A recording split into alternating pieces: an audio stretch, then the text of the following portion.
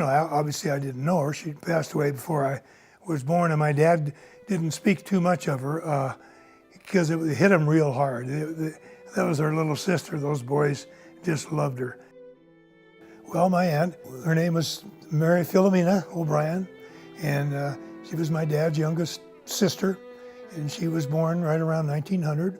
By that time, the family had moved to Spokane, and as a young girl, she started to get into nurse's training. So when this terrible flu epidemic came down, and she volunteered, and she was a volunteer at Gonzaga U, where they were nursing the flu people and the veterans all at the same time. And she contracted flu and died. She was 18 years old or 19.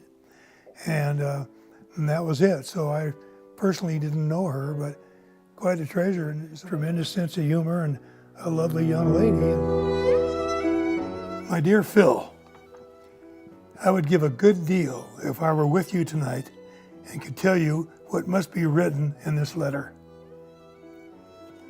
The qualities that you showed were not confined to you alone, insofar as our family was concerned. I think we all possess them to a degree. Bill did, and so did Sis. Bill enlisted as a private also, and selected a service that meant hard fighting.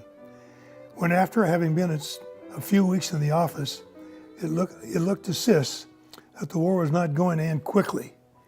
She decided to enlist as a nurse and did that. When the Spanish influenza became so bad, she answered the call for girls to care for those of our young soldiers and people generally who were stricken. She was not very well, but being urged to take a place among only 2 other available girls at Gonzaga to nurse 25 young men in training who were suffering. She got out of bed at 10 o'clock at night and answered. The next morning she returned to her room in the Crest where she and I had been living, quite sick. After 2 days there, I took her to the hospital on Saturday the 19th.